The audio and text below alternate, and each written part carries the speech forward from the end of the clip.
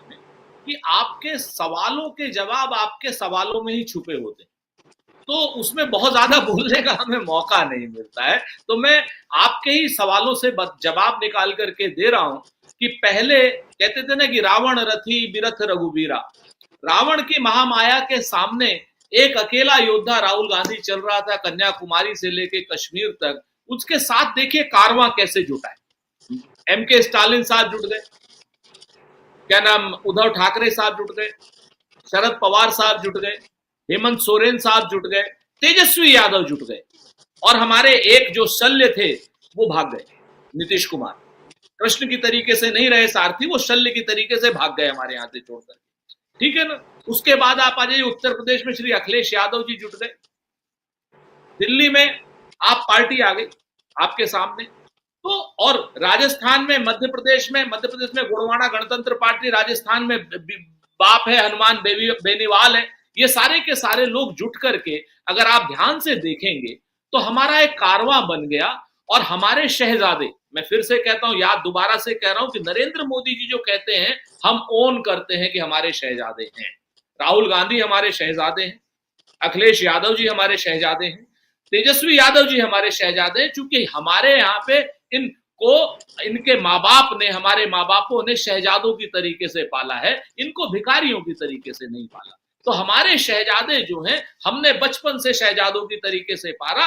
भाई नरेंद्र मोदी जी को या अमित शाह जी को हो सकता है किसी और तरीके से पाला हो, तो वो शिकायत करें अपने माँ बाप से, मंच पर शिकायत ना करें तो बेहतर है। हमारे शहजादे हैं। हाँ, आप जो शहंशाह बने हैं, आप जो 8,000 करोड़ के प्लेन में घूमते हैं, आप 1.5 करोड़ का चश्मा लगाते हैं, 1.5 लाख का पेन लगाते हैं, 20 लाख का सूट पहनते हैं, आप जो शहंशाहों के शहंशाह, आपको बिल गेट्स से मिलने में बड़ी मजा आती है, आप कभी भी आम आदमी से मिलते नहीं दिखाई देते। आप कभी पैदल चलते हुए 4,000 किलोमीटर तो छोड़िए, 400 किलोमीटर पैदल चलते हुए नहीं दिखाई देते। आप आम आदमियों के मुद्दों पर बात नहीं करते, अडानी के मुद्दों पर सिफारिश करने श्रीलंका भी चले जाते हैं, ऑस्ट्रेलिया भी चले जाते हैं, बांग्लादेश भी चले जाते हैं।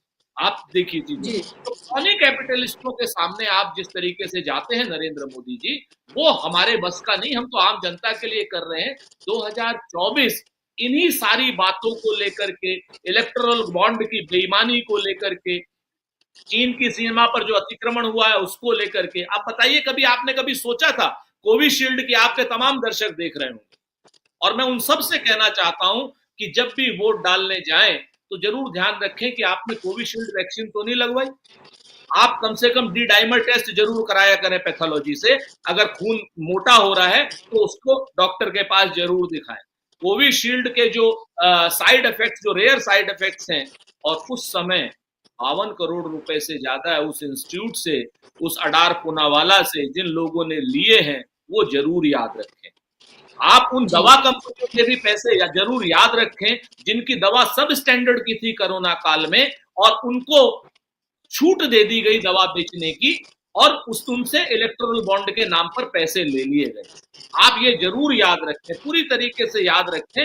अडानी की जो कंपनियां हैं, सेल कंपनियां, पीरामल का कोई एक ग्रुप है, वो जो एनजीओ टाइप का ग्रुप है, उससे पैसा, एक तो बुशरा जी, प्रशांत भाई जानते हैं और आप भी जानते हैं मलिक साहब, एक दलित किसान था कच्छ का, उसने 10 करोड़ रुपए के इलेक्टोरल बॉन्ड दिए जब अभी आई है, 10 करोड़ रुपए। जब उससे पूछा गया भाई तुम्हारे पास कहां से है, कहन साहब हमने कोई नहीं दिया, हमारे पास तो, हमारी तो जमीन इन्होंने खरीदी थी, हमें कैश पैसे दे दिए। तो पता चला उसके अकाउंट से इलेक्टोरल बॉन्ड अडानी ने दिए, वेलस्पन कंपनी का नाम लेकर के मैं कह रहा हूं। तो इस तरीके की जो बेईमानियां है ना 2024 में बुशरा जी, ये सारी की सारी जनता के सामने है, और जनता फैसला कर रही है कि हम बेरोजगारों के हक में हैं या बेरोजगारी बढ़ाने वालों के हक में, हम महंगाई के हक में हैं या महंगाई घटाने वालों के हक में। हम लोग चीन की सीमा को, एक पाकिस्तान, जिस आदमी ने 2 पाकिस्तान बनाए हो उनके हक में है, आगरा का एक्सप्रेसवे जिसने बनाया हो उस अखिलेश यादव के हक में है, या हम उस तेजस्वी यादव के हक में है जिसने 5 लाख नौकरियां बगैर किसी भेदभाव के सबको, कोई इसमें वो नहीं हो पाया कि सबको दी, या हम उसके हक में है जो पेपर लीक करा रहे हैं। तो मुझे ऐसा लगता है कि आज की डेट में वोट बहुत क्लियर है, हमारे पास गैलेक्सी ऑफ स्टार्स है, और वो गैलेक्सी ऑफ स्टार्स इस बार इनको धो देंगे और नरेंद्र मोदी जी का सूर्य अस्तांचल की ओर है, डूब जाएगा। बिल्कुल, तो आपने बहुत सारी बातें, लगभग तमाम बातें आपने अपने इस वक्तव्य में यहाँ पर रख दी मेरे सवाल के जवाब में, सुरेंद्र जी। और मेरे साथ अजय सिंह भी जुड़ गए हैं, सीनियर जर्नलिस्ट हैं, और शायद अगर मैं गलत नहीं हूँ तो वो शायद वोट डाल कर आए हैं, या कहीं ग्राउंड या किसी पोलिंग बूथ पर वो मुझे नजर आ रहे हैं। अजय सिंह जी, आपका स्वागत है। आपसे मैं जानना चाह रही हूँ, लग ऐसा रहा है, जिस तरह की पीछे बैकग्राउंड नजर आ रहा है, कि कहीं आप किसी पोलिंग बूथ पर हैं, क्या कुछ आप ग्राउंड से देख पा रहे हैं? में हूँ। ये आगरा की ये बोधिसत्व विद्यापीठ के मतदान केंद्र है इस पर, लेकिन यहाँ मैं जो देख पा रहा हूँ कि वोटिंग बहुत धीमी हो रही है। मतलब इक्का दुक्का लोग आ रहे हैं, कोई लाइन नहीं है, लोगों में किसी तरह का उत्साह नहीं दिख रहा। आपको अगर मैं आसपास भी दिखाना चाहूँ तो बिल्कुल दूर दूर तक बिल्कुल सब सड़कें खाली हैं, और अगर मतदान केंद्र के अंदर जाने की तो इजाजत नहीं है। अगर मैं वो दिखा सकता तो मैं बता सकता कि जो है वोटिंग सुबह के समय में तो थोड़ी बहुत छोटी बहुत लाइनें थी, लेकिन जब इस समय का टाइम है, ये 12 मतलब 1 बजे के आसपास का टाइम, तो इस समय तो बिल्कुल ही लोग इक्का दुक्का ही यहाँ पर पहुंच रहे हैं। और ये उम्मीद करना चाहिए, क्योंकि पिछली बार भी यहाँ केवल 59% वोटिंग हुई थी। और लेकिन पिछली बार जो भाजपा यहाँ से जीती थी, ये सुरक्षित सीट है एसपी सिंह बघेल की, लेकिन तब जो है सेकंड नंबर पे बसपा रही थी। लेकिन इस बार जो अभी मैंने लोगों से बात की, उसमें जो रुझान है, तो वो लोग कह रहे हैं या तो आने वाले को वोट दो या जाने वाले को वोट दो। तो उस स्थिति में देखा जा रहा है कि यहाँ पर मेन लड़ाई जो है वो केवल मतलब भाजपा और इंडिया गठबंधन के जो है सपा उम्मीदवार हैं, उन्हीं के बीच में है। और पिछली बार यहाँ पर सेकंड नंबर पे बसपा रही थी, जिसको 38% करीब वोट मिले थे, और भाजपा को जो है 56% वोट मिले थे। लेकिन इस बार जो है यहाँ पर लड़ाई बहुत कांटे की टक्कर की है। और बगल की, मैं अभी फतेहपुर सीकरी की सीट से भी आ रहा हूँ, वहां पर तो बड़ा मजेदार इलेक्शन है। जो वहाँ के जो कांग्रेस के प्रत्याशी हैं सिकरवार जी, वो तो मतलब उन्होंने एक तरह से लोगों के मतलब कहना नहीं चाहिए, लेकिन जैसे लोगों के दिलों में घर बना लिया। और वो उस सीट को लेके मतलब ना केवल प्रत्याशी तो आखिरी मोमेंट तक ऑफकोर्स जो है वो रहता ही है कि मैं ही जीतूंगा, लेकिन वहां की जनता भी जो है लगातार मुझे इतने लोगों से बात की, सबने ही मतलब एक तरफा सिर्फ और सिर्फ जो है सिकरवार का ही नाम लिया। इवन वो कांग्रेस का भी नाम नहीं ले रहे हैं, वो सिर्फ उस प्रत्याशी को ही जो है मतलब बच्चे बच्चे की जबान पे जो है सिकरवार का नाम है वहां पे। जी, तो क्या आपको लग रहा है अजय जी, क्या उनकी सादगी, वो जिस तरह से रहते हैं, खुद खाना बनाते हैं, मंदिर में रहते हैं, 2 जोड़ी उनके पास कपड़े हैं, रोटी भी हमने देखा कि खुद ही चूल्हे पे अपने हाथ से बनाकर वो खा रहे थे, एक्स आर्मी मैन रहे हैं, ये तमाम चीजें, जनता से उनका जुड़ाव, जनता के बीच में रहना, जो तमाम चैलेंजेस उन्होंने देखे, क्या ये तमाम चीजें आपको लगती है उनके फेवर में जाती हुई नजर आ रही हैं? और दूसरी बात, ये जो उदासीनता वोटर की आप देख रहे हैं, और फिलहाल क्योंकि आप वहीं, अभी आपने दिखाई हमें तस्वीर कि कैसे दूर दूर तक आपको कोई वोटर नजर नहीं आ रहा है, चढ़ती दोपहरी है, बिल्कुल ऐसे में मुश्किल होता है लोगों को निकलना। लेकिन अगर 11 बजे तक भी अगर वोटिंग परसेंटेज जो है अगर टोटल देखें 26.67 रहे तमाम सीटों का, तो ये बहुत निराशाजनक और चिंताजनक है। दोनों ही चीजें आपसे जानना चाहूंगी, क्या आप इसकी वजह देख रहे हैं? एक तो इसकी सबसे बड़ी वजह है बहुत ज्यादा गर्मी। यहाँ लगभग 42 डिग्री टेम्परेचर है, तो गर्मी की वजह से भी लोग नहीं आ रहे हैं। हो सकता है सेकंड हाफ में आए, अगर ऐसा कुछ दिखेगा तो मैं सेकंड हाफ में एक बार फिर से जुड़ने की कोशिश करूंगा आप लोगों से, और उस समय के ताजा हालात दूंगा। लेकिन इस समय जो स्थिति है, इस समय मतलब वोटिंग, आप ये समझ लिए कि सिर्फ इक्का दुक्का, कोई मतलब 1-2 लोग आ जा रहे हैं, वोट डाल रहे हैं, चले जा रहे हैं, मतलब किसी तरह की कोई लाइन नहीं है, कुछ नहीं है। तो मतलब एक ये तो दिख रहा है कि वोटिंग परसेंटेज बहुत यहाँ बढ़ने वाला तो नहीं है। तो अगर वो पिछले बार का अगर वो मेंटेन रहता है तो वो भी एक शायद बहुत बड़ी उपलब्धि होगी, क्योंकि गर्मी बहुत ज्यादा है।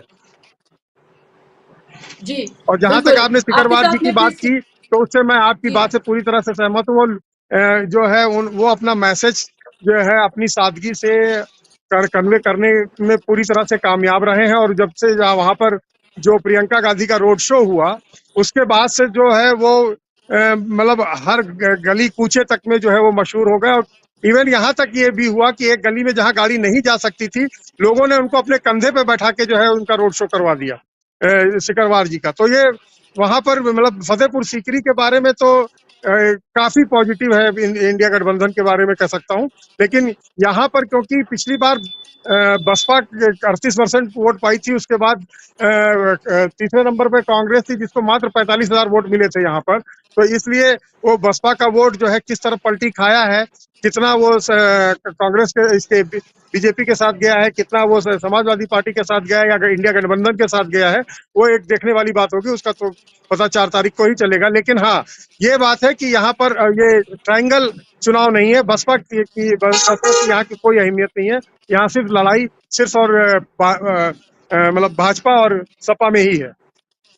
जी, तो भाजपा और सपा में है, यानी कि सेकंड नंबर पर बीएसपी रही थी, लेकिन अगर वो वोट नहीं काट पा रही है, वो फाइट में नहीं है, तो जाहिर सी बात है इसका फायदा दोनों बीजेपी और समाजवादी पार्टी दोनों को ही हो सकता है इसमें। लेकिन अगर हम ये देखें कि जो वोटर है बीएसपी का, वो किस तरफ जाता है, ये देखना बेहद महत्वपूर्ण होगा। और इस बार पिछली बार से स्थिति बहुत भिन्न हमें नजर आती है। अमूमन ये देखा गया कि बीएसपी का वोटर बीजेपी में चला जाता है, लेकिन इस बार स्थितियां कई सीटों पर बहुत हमने अलग देखी कि वो इंडिया गठबंधन की तरफ भी जाता हुआ नजर आ रहा है, और ये बेहद महत्वपूर्ण है इंडिया गठबंधन के लिए। अनिल सिन्हा जी भी हमारे साथ जुड़ गए हैं, वरिष्ठ पत्रकार। अनिल जी, आपका स्वागत है। संजय कुमार सिंह जी हमारे साथ जुड़े हुए हैं, केपी मलिक जी हमारे साथ हैं, सुरेंद्र राजपूत हमारे साथ हैं, और अजय सिंह जी हमारे साथ मौजूद हैं। तमाम वरिष्ठ मेहमान अलग अलग स्टेट से हमारे साथ हैं, जहां हम ये जानने की उनसे कोशिश कर रहे हैं कि फिलहाल गिरता हुआ वोटिंग परसेंटेज और तीसरे चरण का ये चुनाव किस तरफ जाता हुआ नजर आ रहा है। 11 बजे तक की वोटिंग परसेंटेज की अगर हम बात करते हैं तो बहुत निराशाजनक है।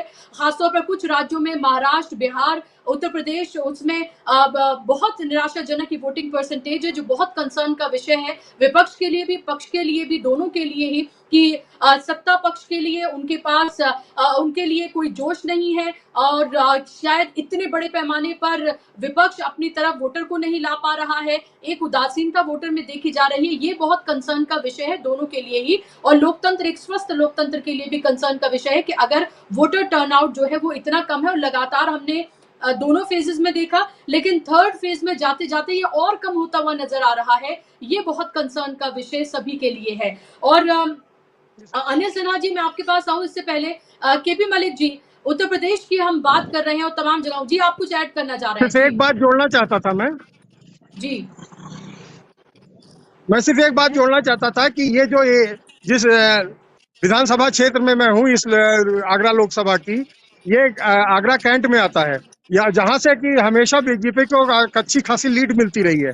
लेकिन जहां पर बीजेपी का ये एक तरह से गढ़ माना जाता है, वहां पर भी अगर इतनी कम वोटिंग हो रही है तो उसके अलग मायने शायद निकलेंगे ही। जी, आपने महत्वपूर्ण बात, आपने जी बिल्कुल महत्वपूर्ण बात आपने यहाँ पर कही है कि आगरा की सीट और आगरा कैंट की खासतौर पर हम बात करें, यानी कि अमूमन ये माना जाता है कि वहां का वोटर शहरी और बड़े पैमाने पर वो बीजेपी को वोट करता है, वो गढ़ माना जाता है। अगर वहां पर ये उदासीनता देखने के लिए मिले तो ये चिंताजनक, अभी अगर जहां पर मौजूद है अजय जी, वहां की अगर हम बात करें तो चिंताजनक जाहिर सी बात है भारतीय जनता पार्टी के लिए ये है। और ग्रामीण और शहरी वोटर में भी इसको बांट कर देखना चाहिए। ग्रामीण और शहरी वोटर में हम देखें तो ग्रामीण वोटर हमें देखते हैं कि उसका उत्साह ज्यादा कहीं देखने के लिए मिलता है शहरी वोटर से। ये दोनों फेजेस में देखा, इससे पहले भी हम लगातार देखते रहे और इस बार भी यही देखने के लिए मिल रहा है। केपी मलिक जी, आप इसको कैसे देख रहे हैं? और फिलहाल आप कह रहे थे कि उत्तर प्रदेश की 10 सीटों की जब हम बात कर रहे थे तो आपने कहा लगभग 4 सीटें ऐसी हैं जो लग रहा है कि वो पक्ष में जाती हुई नजर आ रही हैं, और इसमें से 8 सीटें भारतीय जनता पार्टी के पाले में गई थी और 2 सीटें समाजवादी पार्टी। इस बार की स्थिति पिछली बार से कितनी अलग आप देख रहे हैं? देखिए बुशरा जी, मेरी 2-3 बातों पे तो मोहर अजय जी ने लगा दी। मैंने आपको अभी आधे घंटे पहले ही कहा था कि देखिएगा आप 1 बजे से 4 बजे के बीच में इक्का दुक्का आपको वोटर दिखाई देगा। दूसरी मैंने महत्वपूर्ण बात आपको ये कही थी कि 2 सीटें हैं जिन पर भारतीय जनता पार्टी थोड़ा ठीक ठाक कर सकती है, आगरा और हाथरस। आगरा की स्थिति उन्होंने बता दी कि जो सबसे कैंट का जो सबसे ऐसा बूथ था या ऐसा क्षेत्र है जहां से भारतीय जनता पार्टी हमेशा बढ़त बनाती है, अगर उसका ये हाल है तो बाकी जगह का क्या हाल होगा। यहां मुझे मेरठ की याद आ गई। तो मेरठ में भी हम कह चुके हैं पहले कि मेरठ में अगर ऐसी स्थिति है तो मुझे लग रहा है वहां से गठबंधन समाजवादी पार्टी जीत रही है। दूसरी मोहर जो उन्होंने हमारी लगाई है, जो हम फतेहपुर सीकरी पे मैं 2 बार आपसे जिक्र कर चुका हूं कि वो सीट मान लीजिए कि वो गठबंधन जीत चुका है। और तीसरी बात मैं यहां पे ये कहना चाह रहा हूं, जो सुरेंद्र राजपूत जी ने कही है, शहजादा भी इन्होंने मान लिया, भैंस का जिक्र इन्होंने 2-3 बार किया, लेकिन ये बताना भूल गए सहारनपुर से आते हैं और यमुना के खादर में कम्युनिटी रहती है, वो मारेगी हमें, मैंने पहले भी कहा अगर हम बताएंगे।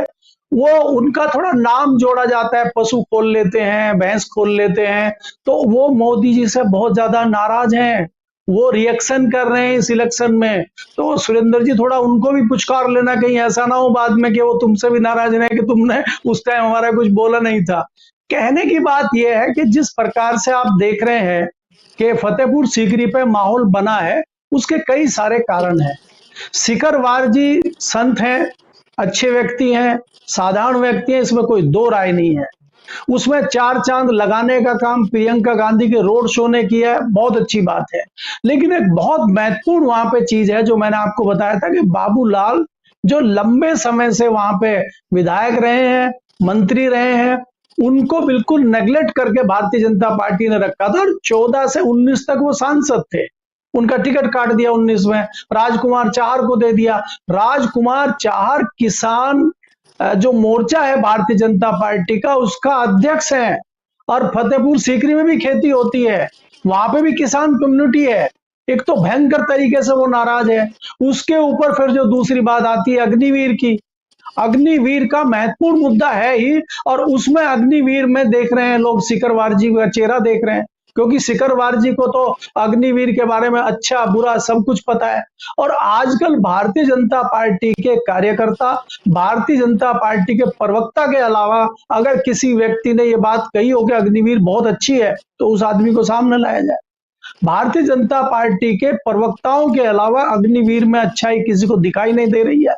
और मैंने आपसे बात की कि अग्निवीर को छोड़ दीजिए, जो युवतियां हैं हमारे क्षेत्र में, वो किसी भी समाज की हो, यादव समाज की हो, कुर्मी समाज की हो, ठाकुर समाज की हो, जाट समाज की हो, या किसी की भी हो जो बहुतायत में सेना में जाते हैं, उनकी युवतियां भी परेशान है, उनकी शादियां नहीं हो रही। तो मैं ये कह रहा हूं एक ऐसा माहौल बना हुआ है, और अजय जी ने सच्चाई दिखा के 2 चीजों को हमें सच्चा साबित कर दिया कि ये वोट फीसदी चाहे आप जितना जोर लगा लीजिए, जो माहौल बनना था बन गया। मुझे बढ़ता हुआ बिल्कुल नहीं दिखाई दे रहा है तीसरे पेज में भी। और दूसरी चीज जो उन्होंने बताया है, जिसकी हम आशंका जाहिर कर रहे थे कि शहरों में भी मतदाता उदासीन है और वो वोट नहीं दे रहा है, और हम मानते हैं कि शहरों में भारतीय जनता पार्टी ग्रामीण क्षेत्र के मुकाबले हमेशा मजबूत रहती है। तो यहां मजबूती कहां चली गई? हमने बहुत बारीकी से कवर किया। बुशरा जी शायद आप गई थी नहीं गई थी, मैं श्योर नहीं हूं। मेरठ पे जिस प्रकार से हमारे श्री राम जी का अपमान हुआ, मेरठ में जिस प्रकार से जो है उनको घुसने नहीं दिया गया कई सारी कॉलोनियों में, जिस प्रकार से उनका तिरस्कार हुआ, तो वो जताता है कि मेरठ सीट भी भारतीय जनता पार्टी हारती हुई दिख रही है। क्योंकि 2019 में अगर हम देखेंगे, वो 5000 के लगभग से वो सीट जीती गई थी, और इस बार परिस्थितियां भिन्न है। उस टाइम पे वहां पे हाथी भी नहीं था, इस बार हाथी भी आ गया, वो भी चिंगाड़ रहा है, क्योंकि वो उसका मुद्दा आ गया उनके संविधान का, और संविधान का मुद्दा आ गया तो बाबा का, और बाबा का आ गया तो हाथी। तो ये जो त्रिकोणीय मामला बन रहा है, ये भारतीय जनता पार्टी को बहुत लार्ज स्केल पर नुकसान कर रहा है, और भारतीय जनता पार्टी इस चीज को समझने को तैयार ही नहीं है। वो अभी भी मद में जी रही है, अभी भी वो 400 पार और यूपी में 80 पार कर रहे हैं। हमने कहा 80 पे तो लड़ भी नहीं रहे, तो कहां से आएंगे 80? वो 80 बताते हैं। और हमारे इसमें वेस्टर्न यूपी के बहुत बड़े राजनीतिक दल मिल गए हैं, वो चवन्नी मिल गई है, वो 80 बताते हैं। भाजपा वाले 80 कम बोल रहे हैं, भाजपा वाले 400 कम बोल रहे हैं, वो 400 के पार और 80 के पार का नारा रट के चल रहे हैं। कल तो इनकी क्लास ली गई है वहां पे राजपूत जी की, भारत समाचार पे मैं देख रहा था, जो वो जो प्रवक्ता थे भारतीय जनता पार्टी के, इतनी क्लास वो नहीं ले रहे थे जो आरएलडी के प्रवक्ता इनकी क्लास ले रहे थे, और ये जवाब नहीं दे पा रहे थे उनको। इन्होंने हाथ जोड़ के मान लिया भाई शहजादा हमारा है और ठीक है, सब कुछ इन्होंने अपना वहां पे मान लिया। तो मैं ये कह रहा हूं जो इस तरह के लोग उछल रहे हैं वो खाली हवाबाजी में है, पता उनको भी है अंदर से कि मामला जा रहा है, लेकिन 4 तारीख तक करना, अभिनय करना उनको पड़ेगा। क्योंकि उनकी मजबूरी है, कहीं ना कहीं जुड़े हुए हैं। तो इस तरह की परिस्थितियां हैं। बुशरा जी, अंत में मैं एक चीज और कहना चाहता हूं। अभी थोड़ी देर पहले हमने समाचार चैनलों पे इंटरव्यू या छोटी बाइट उनकी देखी, दिग्विजय सिंह जी की। उनके क्षेत्र में तो बड़ा कमाल ईवीएम ने कर दिया है। 11 वोट पड़े हैं और मशीन दिखा रही है 50। तो ये भी कमाल वहां दिखना शुरू हो गया है दिन में। तो ये बहुत सारी चीजें अभी देखने को मिलेंगी और नए नए नाटक, नए नए ड्रामे आपको देखने को मिलेंगे। लेकिन मैं ये बड़ी जिम्मेदारी के साथ कह रहा हूं आपको, जिस तरह का माहौल देश में है, वोट फीसद मुझे बढ़ता हुआ नहीं लग रहा है, क्योंकि उत्साह नहीं है लोगों में। जैसे पहले चुनाव होते थे, जैसे पहले सब लोग लगते थे, चाहे वो पक्ष हो चाहे विपक्ष हो। इस बार जरूरी नहीं, इस बार जब मैं कह रहा हूं खाली विपक्ष ही सब कुछ कर रहा है, ऐसा भी नहीं है। लेकिन ये चुनाव जनता लड़ रही है। दूसरा, अगर हम बात करते हैं कांग्रेस की, भले ही कांग्रेस उत्तर प्रदेश में बहुत अच्छी स्थिति में ना हो, लेकिन मैं कहना चाहता हूं कि राहुल गांधी की जो यात्रा हुई है 4000 किलोमीटर की, और दूसरा प्रियंका गांधी जिस प्रकार से पिछले 15 दिनों से बोल रहे हैं, लोग थोड़े आश्चर्यचकित हैं जो नहीं जानते थे। प्रियंका गांधी इतना सदा हुआ भाषण दे रही हैं, इतना छोटा भाषण दे रही हैं। उनका कंटेंट आप देखिए, वो प्रधान, उन्होंने कभी भी मोदी नहीं कहा। हालांकि राहुल गांधी कई बार बह जाते हैं और वो मोदी कर देते हैं, लेकिन प्रियंका जी हमेशा प्रधानमंत्री जी, मोदी जी बहुत अच्छे तरीके से कर रही हैं। और ऐसी चीजों पे वो बोल रही, चाहे मंगलसूत्र की आप बात करें, चाहे वो किसी अपने पिताजी पे आरोप लगने की बात करें, वो तमाम तथ्यों को इस प्रकार रख रही हैं कि जनता से कनेक्ट हो रहा है। भैंस खोलने की बात वो भी जी कर बिल्कुल रही हैं। उन्होंने बताया कि भैंस खोलना बिल्कुल। और या मंगलसूत्र चोरी करने का जो आरोप हमारे ऊपर लग रहा है, आज तक कुछ हुआ है क्या? तो ये इस तरह की चीजें जनता में अपील उनकी जा रही है और इसका असर धरातल पे मुझे दिखाई दे रहा है। जी जी, बिल्कुल। सुनील जी, अनिल जी, मैं आपके पास आ रही हूँ। माज़रत के साथ थोड़ी देरी हो रही है आप लोगों के पास आने में, लेकिन सुरेंद्र जी से मैं रिएक्शन लेना चाह रही थी, क्योंकि लगातार केपी मलिक जी उनको लेकर बात कर रहे हैं। लेकिन उसके साथ-साथ सुरेंद्र जी, सवाल ये कि ये गिरती हुई जो वोटिंग परसेंटेज है, कंसर्न का विषय तो ये आपके लिए भी बहुत होना चाहिए। क्या विपक्ष उस तरह का उत्साह वोटर में नहीं पैदा कर पा रहा है कि वो आपके लिए, आपके फेवर के लिए इतनी बड़ी पैमाने पर बाहर निकल कर आए? और दूसरा, हम ये देख रहे हैं कि लगातार प्रियंका गांधी के जो भाषण हैं, उनमें जो परिपक्वता है, जो लगातार हमने देखने के लिए मिली, वो एक तरफा संवाद नहीं करती, बल्कि दो तरफा संवाद वो करती हुई नजर आती है। रैलियों में भी कभी वो एक माँ की तरह, कभी बेटी बहन और कभी एक टीचर की तरह समझाती हुई नजर आती हैं। और एक तरह से जो चीजें होती हैं उनको लोगों को समझाती हैं, वो हमने देखा है। और लगातार एक तरह से हेड ऑन लेती हुई वो नजर आ रही है प्रधानमंत्री को, जहां दूसरी तरफ राहुल गांधी को हम देखते हैं कि वो मुद्दों की बात करते हुए नजर आते हैं और लोगों को घोषणा पत्र और ये तमाम चीजें समझाते हुए नजर आते हैं। साफ तौर पे लगता है कि रणनीति के तहत दोनों अलग अलग तरीके से अपने भाषण दे रहे हैं। उनकी भाषा शैली भी अलग है, भाषण शैली भी उनकी अलग है। लेकिन ये गिरता वोटिंग परसेंटेज क्या आपके लिए भी उतना ही कंसर्न का विषय है? क्या आपको लेकर भी वो उत्साह लोगों में नहीं है जो होना चाहिए था? क्या आपके फेवर में ही बड़ी तादाद में लोग निकले?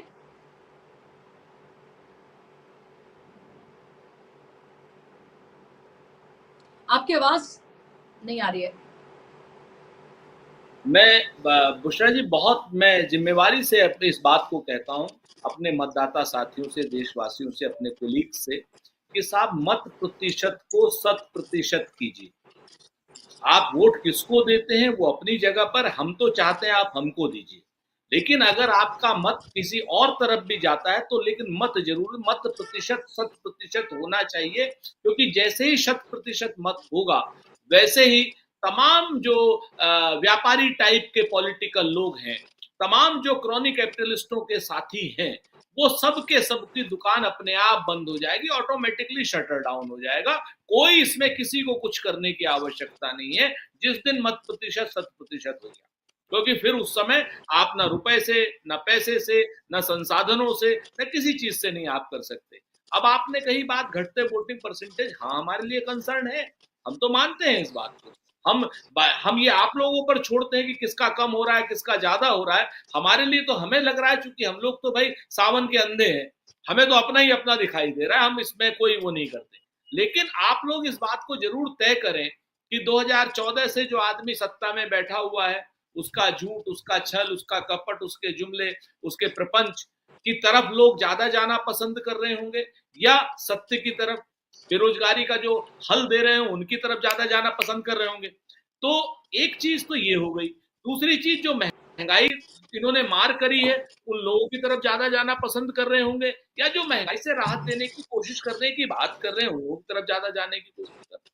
एक बात अभी मलिक साहब ने कही, तो मैं अपनी वो सारी गंगा के खादर की कम्युनिटी को एक बात हाथ जोड़ करके कहता हूं कि भाइयों, वहीं का हूं, सहारनपुर का हूं, तुम्हारा ही हूं, किसी की कोई भैंस नहीं खोलनी जाने, किसी की भी ना अब तक कोई भैंस खोल ली हमने, ठीक है ना, हमने तो भैंस दी। हाँ, हम जिस भैंस की बात कर रहे हैं उसे 4 तारीख को मोदी जी को सकुशल वापस करेंगे, हाथ जोड़ करके पूरे गाजे बाजे के साथ देंगे कि भाई अब आप अपनी भैंस अपने पास रखो, बाकी सारे हमारे किसानों की, गुजरों की, जाटों की, रोडों की, राइयों की, ठाकुरों की, सबकी भैंस सबकी अपनी वही रहेंगी, चाहे वो चौहानों की हो चाहे किसी और की भी हो। तो ये तो अपनी जगह पे क्लियर है। एक बात इन्होंने अभी और कही, तो सच बात यह है मलिक साहब, एक रहीम दास जी का दोहा था कि रहीमन ते नर ते मुए ते तितही तराय, और पैदल ते फर्जी भयो टेढ़ो टेढ़ो जाए। लोकदल की स्थिति तो ये हो रही है कि शतरंज में जो प्यादा होता है ना, अगर वो सीधा सीधा चलते चलते बगैर मरे सामने के घर में चला जाता है तो फर्जी यानी वजीर बन जाता है। फर्जी पर्शियन में वजीर को कहते हैं। तो फर्जी बनता है, जैसे ही फर्जी बनता फिर वो सीधा नहीं चलता, फिर वो टेढ़ो टेढ़ो हो जाए। तो आज की डेट में वो क्या नाम, लोकदल की, राष्ट्रीय लोकदल की स्थिति तो ये भी हो गई कि अंदर गए थे भंडारा खाने के लिए, खाना खत्म हो गया, और बाहर आए तो चप्पल चोरी हो गई। तो जयंत जी की तो बड़ी मित्र हैं जयंत जी, तो जयंत जी की तो बड़ी बुरी पोजीशन हो गई। 7 सीटें मिल रही थी, 2 सीटों पे आए, और 2 सीटों पर भी मलिक साहब ने पता नहीं कौन सी जो है मंत्र फेरा है, तो आज की डेट में दोनों सीटें भी उनकी फंसी हुई दिख रही है। मैं जीत हार की तो बात करता हूं, ठीक है ना, क्योंकि हुआ क्या, बागपत में भी क्या हुआ, वहां पर अमरपाल शर्मा ने एंटी लड़ाई शुरू कर दी। अमरपाल शर्मा वहां पर 36 बिरादरियों में लड़ रहा है, और ये जो है अपनी बिरादरी में भी नहीं लड़ पाए हैं हमारे सांगवान साहब। इनको आराम से इनकी बड़ी मदद करी है सत्यपाल सिंह जी ने, अपने गांव तक में भी मदद करी, खड़े होकर के वोट डालते समय भी मदद करी। इन्होंने कहा इन्होंने कि भाई लोकदल वाले हमारे हैं नहीं, इतनी जल्दी से थोड़ी मिल जाएंगे। तो ये जो बालियान साहब की मदद संगीत सोम ने करी है, वही शायद सत्यपाल सिंह जी की मदद जो है, सत्यपाल सिंह जी ने उनकी मदद करी, ये अपनी जगह पर है। वो जो लड़का हम लोगों का चंदन चौहान है, उसके साथ भी बेचारे के साथ ऐसा ही हो गया, वहां पर ब्रजेंद्र सिंह आ गए बसपा वाले। खैर ये तो मलिक साहब का काम है आकलन करना, मैं माफी चाहता हूं सर आपके उसमें जॉनर में जा रहा हूं। लेकिन मैं एक बात जरूर जानता हूं, उत्तर प्रदेश में, महाराष्ट्र में, बिहार में कोई आदमी ये नहीं कह सकता, एक आदमी भी ये नहीं कह सकता कि हमारा गठबंधन एक नहीं है। और उत्तर प्रदेश सहित बिहार में, महाराष्ट्र में, या जहां जहां भी इलेक्शन हो रहे हैं, कोई एक आदमी ये नहीं कह सकता कि भारतीय जनता पार्टी का जो एनडीए अलायंस है, मैं तो पहले एनडीए ही कहता था, जब इन्होंने एनडीए अलायंस कहना शुरू किया तब मैं कहता हूं कि बीजेपी पार्टी का जो एनडीए अलायंस है उसमें फ्रैक्चर्ड वो नहीं है। यहाँ पर ओम प्रकाश राजभर ने अभी परसों स्टेटमेंट, मैं लाइव पे हूँ अभी, हमारा कोई वो थोड़ी है, हमारी बात मानेंगे हम साथ रहेंगे, नहीं मानेंगे चले जाएंगे, पहले भी गए थे। ये ओम प्रकाश राजभर जी का स्पष्ट कहना है, चाहे वो अनुप्रिया पटेल जी का हो, चाहे वो अजीत दादा पवार का महाराष्ट्र में हो, चाहे वो जो हमारा क्या नाम जो बिहार में है कि हम तो झुट्टे ही चले गए थे। तो क्या गारंटी लेंगे नरेंद्र मोदी जी कि जब कल की डेट में हार जाएंगे तो नीतीश कुमार जी खड़े होकर के नहीं कहेंगे कि हम तो तेजस्वी से बता के गए थे, झुट्टे चले गए थे। तो आज की डेट में जो एनडीए अलायंस है उसमें अविश्वास का भाव है, और एनडीए में हमारे यहाँ पर जो इंडिया अलायंस है, उस इंडिया अलायंस में एक दूसरे के प्रति समर्पण का भी भाव है। चाहे आप वहां पर सांगली की सीट देखिए, महाराष्ट्र में सतारा की सीट देखिए, हमने अगर क्या ना वहां पर शाहू जी महाराज के वंशज ने कहा कि साहब हम कांग्रेस से लड़ेंगे, वो सीट शिवसेना की थी, शिवसेना ने हमें दी। हमने अपनी सबसे मजबूत सीट सांगली की है, वो हमने उनको दी। आप बात देखिए। और उत्तर प्रदेश में यहाँ पर क्या हो रहा है कि जो नरेंद्र मोदी जी ने कहा वो ठीक है, बाकी किसी का कुछ नहीं। हाँ, बसपा को इन्होंने बड़ा एक 2 चरणों के चुनाव के बाद बसपा को बड़ी दयनीय स्थिति में कर दिया। मैं आपको बताऊं, आप देखिए, बस आप आज की डेट में अमित शाह जी की शायद स्थिति बड़ी गंभीर है, कि उन्हें 80 सीटें उत्तर प्रदेश की नहीं लड़ानी पड़ रही हैं, उन्हें 160 सीटों पर उनको टिकट बांटने पड़ रहे हैं। आप देखिए कल जौनपुर में क्या किया उन्होंने। जौनपुर में उनका ठाकुर जी प्रत्याशी खड़ा था, बसपा के धनंजय सिंह की बीवी खड़ी हुई थी, वहां से हटाया, यादव प्रत्याशी बसपा की तरफ से दिलवा दिया। बस्ती में दयाशंकर मिश्रा खड़े हुए थे हरीश द्विवेदी के खिलाफ में, पंडित के खिलाफ में पंडित जी खड़े हुए थे, और वहां पे राम प्रसाद चौधरी जी बहुत अच्छी स्थिति में चुनाव जीत रहे हैं हम लोग वहां पर उन्होंने लव कुश पटेल को दिलवा दिया। आने वाले समय में आप इसको देखिएगा कि अभी और कितनी सीटें वो मायावती जी से चेंज कराते हैं। उन्होंने आकाश आनंद को दिल्ली बैठा दिया, सारी रैलियां रद्द करा दी उनकी, सारी की सारी रैलियां आकाश आनंद की रद्द हो चुकी हैं इस वक्त। तो बहुजन समाज पार्टी से मेरा कहना है कि भाई खुलेआम समझौता कर लो बहन जी, क्यों बेवजह दाएं बाएं कर रही हो, क्योंकि आपका वोटर अब हमारे साथ, उसे संविधान बचा। मैं आपको जिम्मेवारी से कहता हूं कि दलित वोटर को 5 किलो राशन पर उसका संविधान कोई नहीं खरीद सकता, क्योंकि संविधान उसको सम्मान से जीने का हक देता है।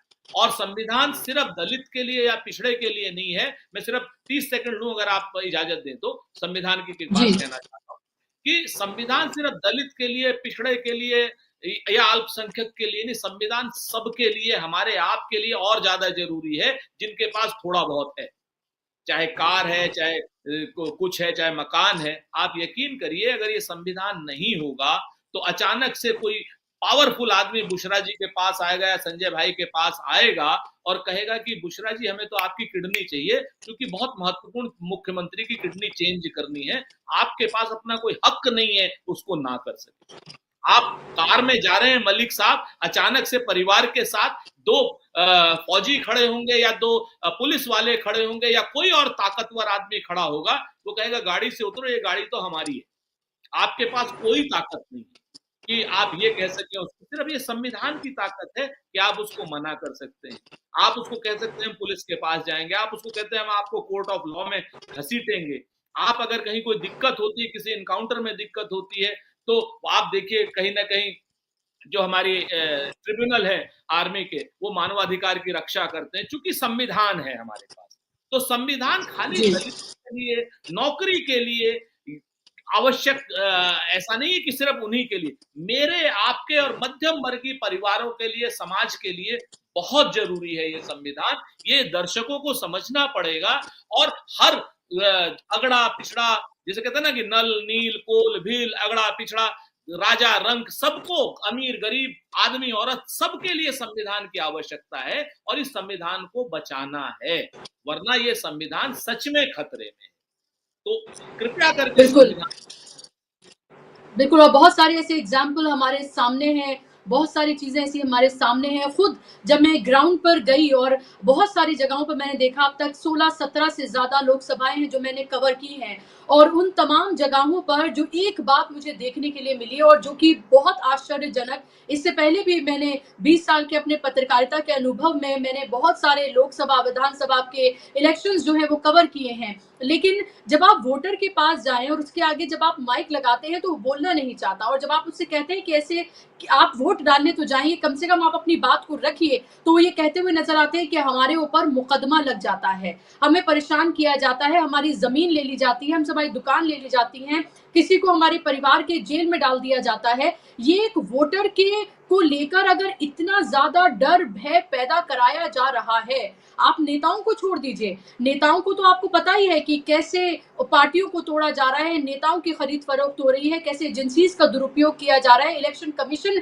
क्या कुछ करता हुआ नजर आ रहा है, वो सब हमारे सामने है। लेकिन अगर वोटर को डराया धमकाया जाए और वो अपनी मर्जी से बोल भी ना पाए कि वो किसको वोट करना चाहता है, किन मुद्दों पर वोट करना चाहता है, तो शायद इससे बड़ा खतरा तो लोकतंत्र और संविधान के लिए और नहीं हो सकता है। और ये मैंने खुद अपने एग्जाम्पल, मैं अपने खुद के अनुभव से आपको बता रही हूँ, जो मैंने अब तक जितनी लोकसभा की सीटें इस बार 2024 के इस इलेक्शन में मैंने कवर की हैं, और ये मेरे लिए एक बहुत ही चिंताजनक और उसके साथ साथ कंसर्न का मेरे लिए विषय था कि आखिर ऐसा क्यों हो रहा है। और ये तमाम जगहों पर देखा, और अमेठी रायबरेली अभी कवर करके आ रही हूँ, और जिस तरह की स्थितियां मैंने अमेठी में देखी वो तो शायद मैंने किसी भी लोकसभा की सीट पर अब तक नहीं देखी है, कि वहां किस तरह से ना सिर्फ वोटर को डराया धमकाया जा रहा है, बल्कि बाकायदा तौर पर हमारे कार्यक्रम में में को रोका गया। वहां पर बाकायदा तौर पर बीजेपी के लोग वहां पर आते हैं, हमारे कार्यक्रम को रोकते हैं और डराने और धमकाने का वहां पर काम किया जाता है। तो ये सब कुछ जो है ये देखिए आप बीजेपी के शासन में हो रहा है और हम खुद इसके भुक्तभोगी हैं, तो इसलिए मैं आपको एग्जाम्पल के तौर पर बता रही हूँ।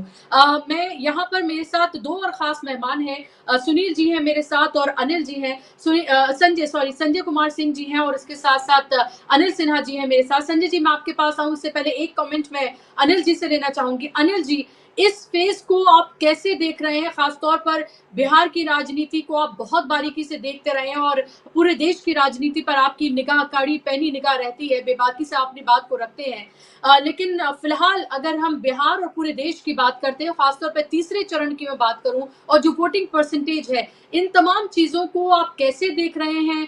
प्रधानमंत्री के बयान, वो जिस तरह की बातें अपने इंटरव्यूज में, अपने रैलियों में कर रहे हैं, भाषणों में कर रहे हैं, वोटर में उत्साह नजर नहीं आ रहा है, इसको आप कैसे देख रहे हैं?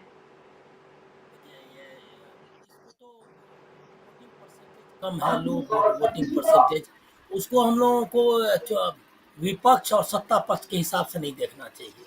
ये लोकतंत्र के पराभव के दृष्टि से देखना चाहिए और देखना चाहिए कि कौन लोग हैं जो इसके जिम्मेदार हैं, किन किन लोगों की भूमिका है कि आज जो है वो उदासीनता मतदाताओं में दिखाई दे रही है। तो मैं पहली भूमिका मानूंगा वो मीडिया की भूमिका मानूंगा, क्योंकि उन्होंने मतदाताओं को ऐसे मुद्दों की ओर ले जाने की कोशिश की जो मुद्दे उनके थे नहीं। तो और उन्होंने जो फर्जी जो मुद्दे हैं वो लोगों के सामने रखा, इसको शोबाजी किया। आप देख ही रही होंगी कि हेलीकॉप्टर से आप जा रहे हैं कवर करने के लिए और ये सारा कुछ, इसको एक शोबाजी, एक फिल्म में बदलने की, थिएटर में बदल दिया इस प्रहसन को उन्होंने, चुनाव को। मुझको लगता है कि जनता इसकी वजह से भी उदासीन हुई है, क्योंकि आप उसको कनेक्ट नहीं होने दिए जो उनके रियल मुद्दे हैं। दूसरा है क्या कि दूसरी बड़ी भूमिका में अकेले अगर किसी का नाम लूंगा तो प्रधानमंत्री की है, जो जिनसे लोग थक गए हैं, जिनके उबाऊ भाषण और जिस तरह के भाषण कर रहे हैं। मुझको तो लग रहा है कि ये मैं आप लोगों को कहूंगा कि उसकी भी आप देखिए कि जिन इलाकों में वो गए उसमें वोटिंग परसेंटेज क्या रहा, इसके बारे में भी एक खबर बननी चाहिए, क्योंकि वो जो बोल रहे हैं और कर रहे हैं वो मतदाताओं को आकर्षित नहीं कर रहा है। एक फेटिक सिचुएशन, थकान की स्थिति है, तो उनका भी बहुत बड़ा योगदान है। और जो तीसरी बात आपने बताई ही है कि मतदाताओं को धमकाना और उनको इस तरह करना। मैं आपको आज जानकारी दे रहा हूं कि यहाँ महाराष्ट्र में जो थर्ड फेज की पोलिंग है उसमें हमारे यहाँ जो आती हैं खाना बनाने के लिए, उन्होंने बताया कि कल ही पैसे बांटे गए। एक मतलब जहाँ की है वहाँ से उनको खबर थी कि आज सतारा के बारे में बता रही थी, तो वहाँ कल ही पैसे बांटे गए। मैं नहीं जानता कि कौन बांटने गया था और न मैं कोई तथ्यात्मक मुझको जानकारी है, इसीलिए मैं किसी पर आरोप नहीं लगाऊंगा। तो आप समझ सकती हैं कि ये जो नाटक चुनाव आयोग का है कि हम फेयर पोलिंग करा रहे हैं, वो कितना सही है। और कहाँ मैं देख रहा था कि दारू बांटने और ये पैसे बांटने की खबर भी आई है। तो मुझको लग रहा है कि ये जो डेमोक्रेसी पर जो चौतरफा हमला बीजेपी और मोदी जी ने किया है, उसका नतीजा है कि लोग बाहर हैं और उस चैलेंज को काफी दूर तक, मतलब राहुल गांधी, कांग्रेस या इंडिया गठबंधन, मैं सुरेंद्र जी की इस बात से सहमत हूं कि एकदम यूनाइटेड है। एनडीए कहीं नहीं है एक गठबंधन के तौर पर, लेकिन इंडिया गठबंधन मौजूद है और उसे एक नैरेटिव भी बनाई और नीचे तक ये संविधान बचाने की बात आई है। लोग उसको समझ रहे हैं जहां तक बात पहुंचा पाए, लेकिन उसके बावजूद उनको भी ये मानना होगा कि वो जो चुनौती थी लोकतंत्र बचाने की, उस चुनौती में कहीं न कहीं अभी कमी है। तो लोग अभी तक बूथ पर इसके लिए जिस उत्साह से जाना चाहिए था उस उत्साह से नहीं गए हैं और ये उनके लिए भी चिंता का विषय होना चाहिए। तो मैं तो कहूँगा कि थर्ड फेज का इलेक्शन ने साबित किया कि ये जो लोकतंत्र पर जो हमला है बीजेपी और मोदी जी का, उस हमले में वो अभी भी उनको पराजित करने का टास्क जो है, उसका जो मतलब वो जो चुनौती है वो कायम है अभी और 4 फेज के चुनाव होंगे। जी, बिल्कुल। और अभी 4 फ़ेज़ के और चुनाव होने हैं, लेकिन आज तक की अगर हम बात करते हैं तो 50% से ज़्यादा जो सीटें हैं वो 3 चरणों में कवर हो गई हैं और इसीलिए जो शुरू के 3 चरण हैं वो बेहद महत्वपूर्ण माने गए। पहले और दूसरे चरण में तो हमने देखा कि किस तरह से प्रधानमंत्री के भाषण ही एक तरह से एग्ज़िट पोल की तरह हमें नज़र आए, क्योंकि उनके वो भाषणों में वही तमाम चीज़ें, जब वो हताश, निराश होते हैं, जब वो हार उनको अपने सामने नज़र आ रही होती है या उनको मन मुताबिक अपने लग नहीं रहा होता है कि रिजल्ट आ रहे हैं, क्योंकि बातें बड़ी-बड़ी उनकी तरफ से की जा रही है, 400 पार, 370 पार, ये तमाम चीज़ें की जा रही हैं। हालाँकि ये नारे अब वो नहीं लगा रहे हैं। बहुत दिनों से ये तमाम नारे वो नहीं लगवा रहे हैं क्योंकि उन्हें हकीकत का अंदाज़ा हो गया है। लेकिन आप ये देखें कि वो तमाम चीज़ें आपको देखने के लिए उनके भाषणों में जो नज़र आ रही हैं, उससे साफ लग रहा है कि पहला और दूसरा फ़ेज़ उनके मुताबिक नहीं गया है। और ये स्थिति मैं बहुत ज़िम्मेदारी से कह रही हूँ कि 1 महीने 20 से 25 दिन में ये स्थिति बदली है। उससे पहले शायद ये नहीं लग रहा था कि इतनी बड़े पैमाने पर टक्कर इंडिया गठबंधन दे पाएगा और इतनी इस तरह की हालत भारतीय जनता पार्टी की होगी। लेकिन 1 महीने के अंदर पूरी ये सिचुएशन बहुत बदली है और जो नैरेटिव है वो अब विपक्ष सेट करता हुआ नज़र आ रहा है। उसका सिर्फ जवाब देते हुए प्रधानमंत्री नज़र आ रहे हैं या उन्हीं की सिर्फ बातें करते हुए नज़र आ रहे हैं। सिर्फ कांग्रेस का जाप करते हैं, सिर्फ राहुल गांधी की बात करते हैं, उनके घोषणा पत्र की बात करते हैं, हिंदू मुसलमान करते हैं, मुस्लिम लीग की बात करते हैं, मंगलसूत्र से लेकर तमाम चीज़ें, गोधरा से लेकर कोई एक चीज़ ऐसी उन्होंने नहीं छोड़ी है जो उनके तरकश में तीर थे। लग रहा है लगभग उन्होंने सारे छोड़ दिए हैं ताकि उनको फायदा मिल जाए, लेकिन कोई भी चीज उनकी काम करती हुई नजर नहीं आ रही है। मतदाता तो छोड़ दीजिए, उनके खुद जो है पन्ना प्रमुख जो हैं उन तक में वो उत्साह नहीं है और जाहिर सी बात है वो भी एक वोटर ही हैं और वो भी उस बेरोजगारी और महंगाई से जूझ रहे हैं जो फिलहाल इस इलेक्शन के मुद्दे हैं। संजय जी, आप इसको कैसे देख रहे हैं? फिलहाल 50% से ज्यादा सीटें कवर हो जाएंगी आज जब हम 5-6 बजे तक जब वोटिंग कंप्लीट हो जाएगी, और आप इसको कैसे देख रहे हैं? तमाम स्थिति को आप किस तरह से देख रहे हैं? भाषणों की बात करें, जो मुद्दे उठाए जा रहे हैं, जो इंटरव्यूज में वो रोते हुए नजर आ रहे हैं, भैंस से लेकर हर वो चीज जो एक प्रधानमंत्री को कहीं से कहीं तक शोभा नहीं देती है, हालांकि कभी उन्होंने इसका मान नहीं रखा है। आप इसको कैसे देख रहे हैं फिलहाल? सबसे बड़ी बात तो जैसा अनिल जी ने कहा, मैं उनसे सहमत हूं कि मीडिया का बहुत बड़ा रोल है, दोनों ही, इलेक्ट्रॉनिक प्रिंट दोनों ही, और दोनों ने बहुत खराब किया है, बहुत खराब किया है। और इंडिविजुअली पत्रकारों का नाम लेके कहा जा सकता है कि किसने किसने कहा है, उसकी जरूरत नहीं है। तो लोगों ने कुल मिलाकर के बीजेपी को सपोर्ट करने के लिए या कांग्रेस का विरोध करने के लिए इलेक्शन को मजाक बना दिया है और ये ऑलमोस्ट प्रूव कर दिया है। मतलब मीडिया में जिस तरह से खबरें आ रही हैं और जिससे कहा जा रहा है कि ऑलमोस्ट प्रूव कर दिया है कि कोई फाइट ही नहीं है, कांग्रेस और बीजेपी में कोई टक्कर ही नहीं है। अखबारों से तो यही लग रहा है, यही दिखाने की कोशिश कर रहे हैं। तो वोटर बेचारा क्या करे, जो इसी से, जिसके पास सूचना का स्रोत यही है या जिसका पार्टिसिपेशन ही यही है, या जो कहता है कि भाई हमें क्या फर्क पड़ता है, कोई जीते कोई हारे, हमें तो मेहनत करनी है, नौकरी करनी है, वगैरह वगैरह, या हम तो कुछ कर नहीं सकते, हमारा बड़ा ग्रुप नहीं है, वगैरह वगैरह। तो वो सब लोग निराश हुए हैं कि उनकी पार्टिसिपेशन, उनको लगा कि इसमें हम भाग लेके कर क्या सकते हैं। और बाकी जो सरकार ने किया है वो तो अपनी जगह है। पहले भी वोटिंग का पार्टिसिपेशन हमारे यहाँ 70% ही एवरेज रहा है।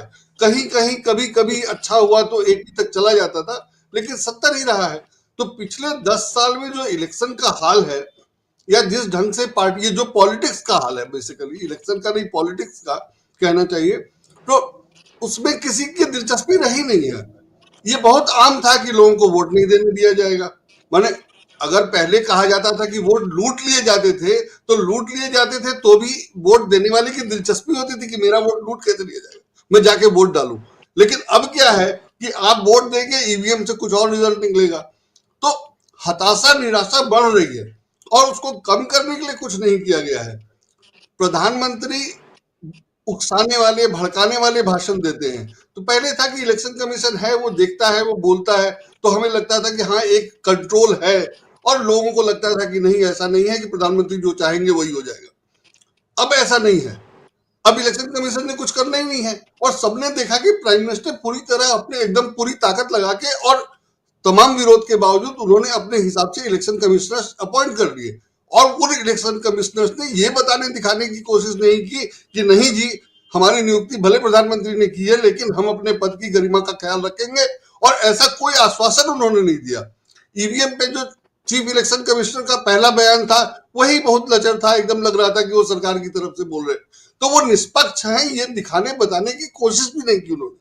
और जब नोटिस दिया गया, जब प्राइम मिनिस्टर का भाषण बहुत ही ऑब्जेक्शनेबल था, जब सबने वो किया तो उन्होंने नोटिस पार्टी को दे दिया जो बिल्कुल प्रथा से हटके था, और आज तक बीजेपी ने उसका जवाब नहीं दिया है। आज के अखबारों में खबर छपी है कि बीजेपी ने दोबारा टाइम मान लिया।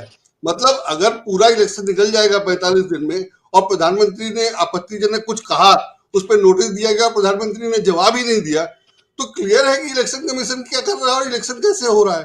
तो किसी का क्यों इंटरेस्ट होगा, क्यों इलेक्शन में वोट देने जाएगा? अगर इलेक्शन में वोट उसी का इंटरेस्ट होगा जिसे सरकार बदलनी है। तो जो मैंने कहा कि वोट देने वही जा रहा है जिसे सरकार बदलनी है, तो जो और अगर बीजेपी वाले नहीं जा रहे हैं तो इतने ही परसेंट बचने थे वोट बदलने वाले, और ये बात इलेक्शन के रिजल्ट से क्लियर हो जाएगी कि एग्जैक्टली यही हुआ है। और जो काम कर रहे हैं चंडीगढ़, सूरत, खजुराहो, इंदौर, उससे भी लग रहा है वोटर को कि हम जाकर के क्यों झगड़ा बोल ले, क्यों भाई लोकल मोहल्ले में आप रहते हैं, मोहल्ले में बहुत साफ साफ दिखाई देता है कि कौन बीजेपी का सपोर्टर है। तो उसमें अगर आइडेंटिफाई होना कोई नहीं चाहता है, यही रहना, तो कोई वो क्यों वोट देने जाएगा या क्यों कहेगा कि हमने जाके वोट दे दिया और हमने उसको दे दिया, वगैरह वगैरह। ये सारे कारण, बहुत सारे कारण हैं जो वोटर को हतोत्साहित करते हैं, और पिछले 10 साल में ये बहुत बुरी तरह बढ़े हैं। कायदे से होना ये चाहिए था कि पॉलिटिक्स का क्रिमिनलाइजेशन कम होता, जो आम आदमी पार्टी कर रही थी। आम आदमी पार्टी ने अदर देन पॉलिटिशियंस को इन्वॉल्व किया था पॉलिटिक्स में, जो बहुत अच्छा चल रहा था वो अपनी जगह। लेकिन और सबसे अच्छा काम मनीष सिसोदिया ने किया था। नरेंद्र मोदी की गवर्नमेंट ने सबसे ज्यादा नुकसान मनीष सिसोदिया को किया, सबसे लंबा जेल में वही रहे। तो दिखाई ये दे रहा है कि अगर हम पॉलिटिक्स में एक्टिव भी होने जाएं तो मनीष सिसोदिया हो जाएंगे, तो हम किसी को इंटरेस्ट ही नहीं होगा पॉलिटिक्स में पार्टिसिपेट करने का। तो ये सारी स्थितियां ऐसी हो गई हैं। और मीडिया ने अगर किसी को कभी डिफेंड किया होता, किसी की तारीफ लिखी होती, अगर मनीष सिसोदिया पे ही कभी कहा होता कि मनीष सिसोदिया को इन कारणों से जेल में नहीं होना चाहिए, अगर उन्होंने करप्शन किया भी है तो जो उन्होंने पॉजिटिव किया है उसके कारण उनको काम करने देना चाहिए था जो वो कर रहे थे, और अगर उन्होंने करप्शन किया है तो उसके लिए उनको फांसी पे टांग दिया जाता। लेकिन जो काम वो कर रहे थे वो तो करवा लिया जाता, लेकिन बीजेपी ने और बीजेपी के एलजी ने ये काम उनको नहीं करने दिया। तो जो पब्लिक इंटरेस्ट का काम हो सकता था, जो कर रहा था, आपने उसको पूरी तरह रोक दिया, तो लोगों का इंटरेस्ट ही नहीं होगा। और मुझे लगता है कि ये तमाम कारण हैं, और इसमें सारा बीजेपी, नरेंद्र मोदी, संघ परिवार के कारणों से हुआ है कि लोगों की चुनाव में दिलचस्पी घट गई है, और जिसकी है वो वोट दे रहा है, और इतने से वही होगा कि सरकार और सत्ता शायद बदल जाए, और बदल जाएगी तो शायद फिर स्थितियां बदलेगी, लेकिन वो बात की बात है, जब बदल जाए तो फिर उस पर बात की जाएगी। बुशरा जी। जी बिल्कुल, जाहिर सी बात है, लेकिन ये बहुत तमाम चीजें जो हैं वो बहुत कंसर्न का विषय हैं, और खासतौर पे गिरता वोटिंग परसेंटेज जो है वो भी कंसर्न का विषय है एक हेल्दी लोकतंत्र के लिए। और एक बार फिर से मैं अपने दर्शकों को बता दूं कि 11 राज्यों की 93 सीटों के लिए 93 सीट्स के लिए आज वोटिंग हो रही है, और 11 बजे तक का वोटिंग परसेंटेज जो है अगर ओवरऑल देखें तो 26.67 26.67% है, जिसमें आसाम की बात करें तो 27.34, बिहार में 24.41, छत्तीसगढ़ में 29.90, दादर नागर हवेली अंडमान और द्वीप में 24.69, गोवा में 30.94, गुजरात में 24.35, कर्नाटका में 24.48, मध्य प्रदेश में 30.21, महाराष्ट्र में 18.18, उत्तर प्रदेश में 26.12, पश्चिम बंगाल में 32.82। तो इसमें अगर हम देखें तो पश्चिम बंगाल फिलहाल टॉप पर है 32.82, और उसके बाद यहाँ पर मध्य प्रदेश है। मध्य प्रदेश में 30.21% तक अब तक मतदान हुआ है। और इसके अलावा बाकी तमाम हम जगहों पर देखते हैं तो बेहद चिंताजनक स्थिति है। खासतौर पर महाराष्ट्र की बात करें तो सिर्फ 18.18, और उत्तर प्रदेश की बात करें तो यहाँ 26.12।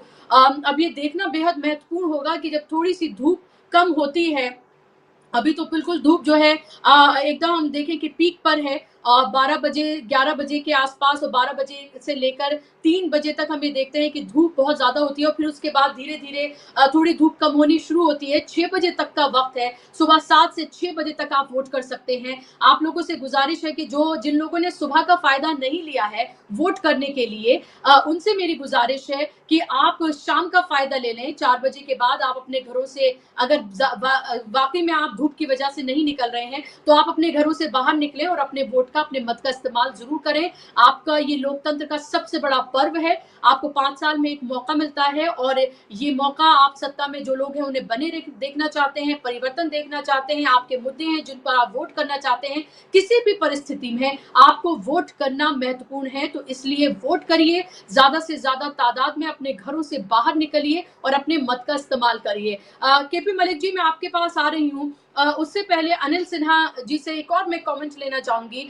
अनिल जी, महाराष्ट्र की बात हम कर रहे हैं। महाराष्ट्र की 48 सीटें हैं, जिनमें से आज की बात करें तो 11 सीटों पर आज वोटिंग हो रही है। कर्नाटका की बात करें तो 14 सीटें, 14 सीटों की अगर हम बात करते हैं तो 14 की 14 बीजेपी के पाले में गई थी। गुजरात की 26, जिसमें से अब 25 पर हो रहा है। एक आपको पता है सूरत की सीट पर क्या किया गया है। वो 25 की 25 जो है वो गई थी भारतीय जनता पार्टी के पाले में। 10 सीटों की बात करें उत्तर प्रदेश की, तो 8 भारतीय जनता पार्टी के पाले में गई थी। यानी कि ये फेज ये एक तरह से डू एंड डाई, करो मरो का है भारतीय जनता पार्टी के लिए। 71 से ज्यादा सीटें अगर बीजेपी के पाले में गई हों, सिर्फ 4 सीटें कांग्रेस के पाले में गई हों और 18 पर अदर्स सिमट गए हों। अदर्स में आप, इनमें कुछ एनडीए और कुछ इंडिया गठबंधन की पार्टियां हैं। तो इस फेज को आप कैसे देख रहे हैं? क्या आपको लग रहा है कि यहाँ पर किसी भी तरीके से विन विन सिचुएशन इंडिया गठबंधन के लिए है और लूज की स्थिति में फिलहाल बीजेपी है, क्योंकि 2019 का जो उसका प्रदर्शन था वो तो नहीं दोहराने जा रही है, तो साफ तौर पर लग रहा है। हाँ, देखिए, इसमें ऐसा है कि ये जो आपने बताया ब्रेकअप, उसमें इसको इस तरह से मोटा मोटी समझे कि 93 सीट्स में से 80 या 81 सीटें एनडीए के पास है, तो सिर्फ 12 सीटें जो है बाहर है उसके से। और दूसरा है कि कर्नाटक है, उसके बाद गुजरात है, मध्य प्रदेश है, इसमें सारी की सारी सीटें उनके पास है। तो ये इसमें लूज करने के मतलब किसी भी हालत में उसको रिटेन कर नहीं सकती।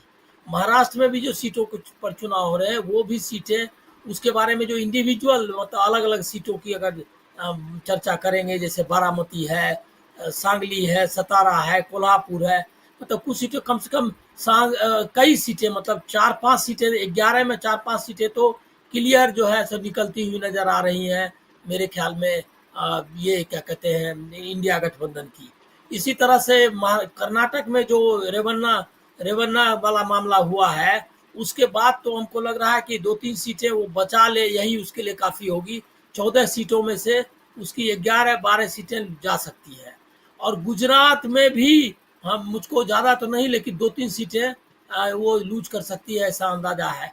तो कम से कम 20 से 22 सीटें जो है 80 में से, तो उनकी मतलब करीब करीब वो खो चुकी है, ऐसा आप मान सकती है। और ये अगर आप देखेंगे तो आप समझ लीजिए क्या कि वो काफ़ी दूर चली गई है वहाँ के हिसाब से। इसमें अब जैसे मुझको लग रहा है जहाँ जैसे जो वोटिंग परसेंटेज जहाँ हाई है, वहाँ तो समझ में आ रहा है कि कंटेस्ट है। इसका मतलब ये है कि जैसे मध्य प्रदेश में उनको कंटेस्ट का सामना करना पड़ रहा है, छत्तीसगढ़ में उनको कंटेस्ट होना, जबकि ज़्यादा सीटें उनके पास है। कर्नाटक में भी लो नहीं है परसेंटेज, जो अभी के जो आंकड़े आए हैं 40% ओवरऑल है पूरे देश में, जो अभी 1 बजे के बाद का, तो उस पर अगर नज़र डालें तो लो परसेंटेज सिर्फ महाराष्ट्र है जहाँ लो परसेंटेज है। लेकिन वहाँ पर भी लो परसेंटेज को आप एनालाइज करें तो लग रहा है क्या कि वो उनके एनडीए गठबंधन के खिलाफ ही, बीजेपी के खिलाफ ही जाने वाली है, क्योंकि जो अलग अलग सीटों के आंकड़े समझ में आते हैं उससे लगता नहीं है कि लोगों ने मतलब ये जो गए, जो वोट जो मिला है वो उनकी तरफ से है। तो मुझको लग रहा है क्या कि ये काफ़ी क्रूशियल है। और आप मतलब इसको अगर किनारे कर दें कि जो वोटिंग परसेंटेज है, लो परसेंटेज ऑफ पोलिंग, वो अगर उसका एक तरह से समझिए कि सबके लिए चिंता का विषय है, और वो एनालाइज करने में हमको कठिनाई भी पैदा करता है, क्योंकि क्यों लोगों ने वोट नहीं दिया। अगर वो इंडिया गठबंधन के पक्ष में थे तो क्यों नहीं दिया, एनडीए गठबंधन के पक्ष में है तो भी क्यों नहीं दिया। तो ये सवाल तो हम लोगों के लिए भी कठिन हो जाता है। लेकिन जो दृश्य पूरे तरफ दृश्य है और जो उदासीनता है, वो उदासीनता जी को भी हम लोग देख सकते हैं कि वो उदासीनता इन्हीं के खिलाफ है, क्योंकि जो जिस तरह का माहौल बनाना चाहते थे प्रधानमंत्री मोदी, क्योंकि ये बात हमको लग रहा है कि इसमें हम लोगों को कोई ये मतलब समझदारी में कोई दिक्कत नहीं होनी चाहिए समझने में इस बात को कि वो अब बीजेपी चुनाव नहीं लड़ रही है, चुनाव नरेंद्र मोदी लड़ रहे हैं। और ये चुनाव जो चूंकि वही चेहरा है, वही सब कुछ है, तो और उनके साथ पूरा एजेंसीज है, चुनाव आयोग है, मीडिया है, ईडी है, सब उनके साथ है। तो ऐसी स्थिति में तो माना जाएगा कि वो जो नैरेटिव चला रहे हैं, जो अभी कहा गया, वो नैरेटिव चल नहीं रही है, और उनको भी अपनी मतलब कांग्रेस को ही रिस्पॉन्ड करना पड़ रहा है, राहुल गांधी को ही।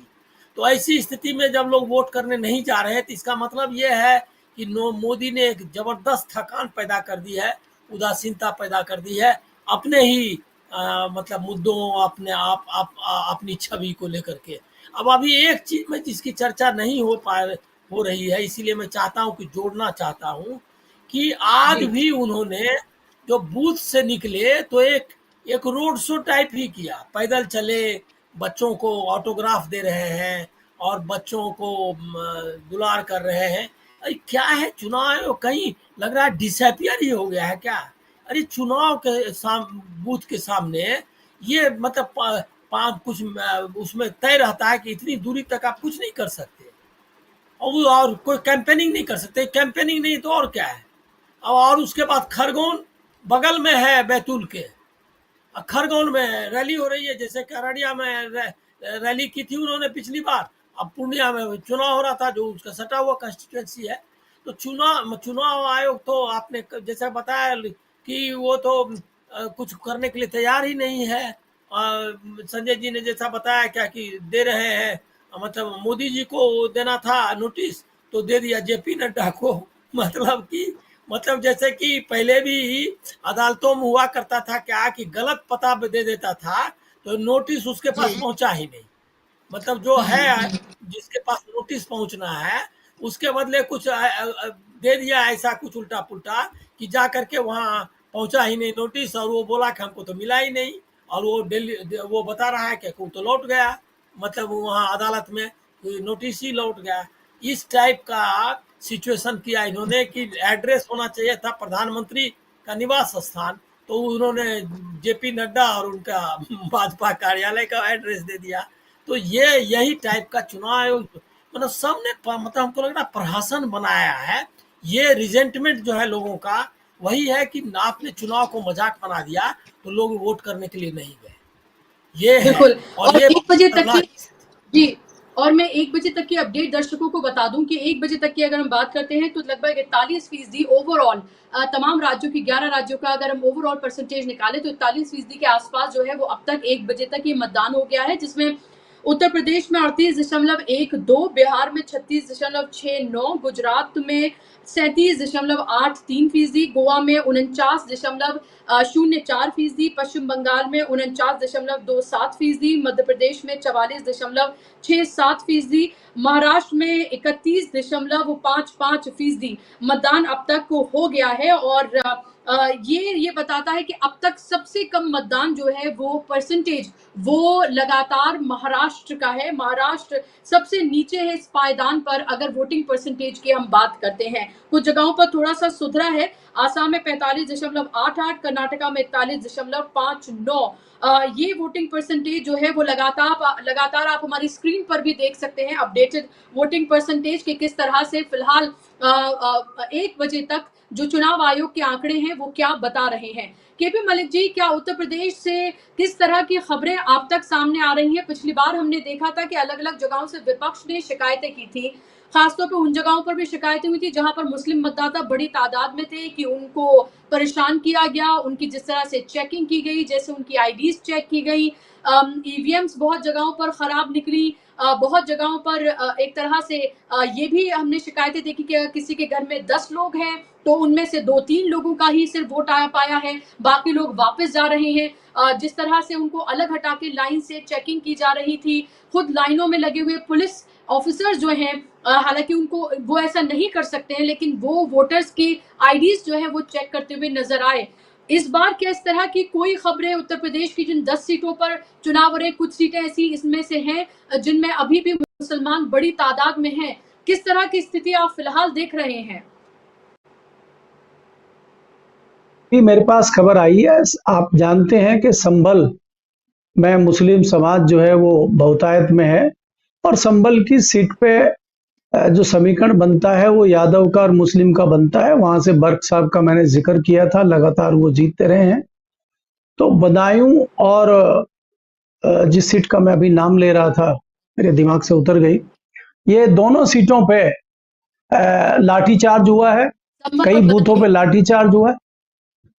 हाँ जी, बदायूं और दूसरी बर्क साहब वाली जो सीट है, हाँ संभल, संभल में 2 जगह लाठी चार्ज हुआ है बूथ पे, उसके विजुअल भी आए हैं, कई जगह दिख रहे हैं और वहां लंबी लाइनें हैं। पहले क्या कर दिया जाता है कि लाइनें लग नहीं जाती है, बहुत धीरे धीरे मतदान कराया जाता है। जब लाइनें लंबी हो जाती हैं फिर उनको परेशान किया जाता है, जब वो ज्यादा तू तड़ाक बहस करते हैं तो फिर लाठी चार्ज कर दिया जाता है। तो कई जगह इस तरह की भी घटनाएं आई हैं। लेकिन बुशरा जी, मैं ये कहना चाह रहा हूं कि ये इक्का दुक्का चीजें हो सकती है, बहुतायत में चीजें नहीं हो सकती। जैसा कि अभी अनिल जी कह रहे थे कि वो गलत पते पे नोटिस पहुंच गया, प्रधानमंत्री के यहाँ जाना चाहिए था। अनिल जी भी अच्छी मजाक कर लेते हैं, इनको पता नहीं है कि नोटिस भेजने वाला कौन है। एक क्लर्क की औकात है, वो कॉलेज के प्रिंसिपल को नोटिस भेज दे, तो ये भी इनको समझना चाहिए, कहीं दिमाग में रखना चाहिए, वो रूल रेगुलेशन अब नहीं है। तो खैर, ये तो जिस तरह से चीजें चल रही हैं, अभी मामला बहुत आगे बह गया है, गंगा में पानी बहुत बह चुका है, अब कंट्रोल की स्थिति दिखाई नहीं देती है। प्रधानमंत्री जी, गृह मंत्री जी इस बात को समझ चुके हैं कि मामला बहुत गंभीर हो चुका है। ये जो आप वोट फीसद कम देख रहे हैं, ये जो आप नेगेटिविटी देख रहे हैं, ये खाली विपक्ष की नहीं है, ये संगठन के अपने लोग हैं। भारतीय जनता पार्टी के बड़ी तादाद में ऐसे लोग हैं जो दिल से इलेक्शन नहीं लड़ रहे हैं, इलेक्शनों में नहीं जा रहे हैं, चुपचाप बैठे तमाशा देख रहे हैं। दूसरा, जो इनके सहयोगी संगठन है, तमाम सहयोगी संगठन है इनके, आरएसएस है, विश्व हिंदू परिषद है, बजरंग दल है, जो काम करते थे नीचे लेवल पे, रैलियां हो, प्रोग्राम हो, कार्यक्रम हो, मतदाताओं की सूचियां हो, घर घर पर्ची बांटना हो, वो काम इस बार नहीं हुए हैं। तो उससे कहीं ना कहीं भारतीय जनता पार्टी बैकफुट पे जाती हुई दिखाई दे रही है। और दूसरा, जो हम बार बार कहते हैं कि ये चुनाव पहला चुनाव है मेरे 35 साल के अनुभव में कि जिसमें मैं कोई उत्साह नहीं देख रहा हूं। और आपने भी जिक्र किया कि जब आप किसी के सामने माइक रखते हैं तो बोलना ही नहीं चाहते।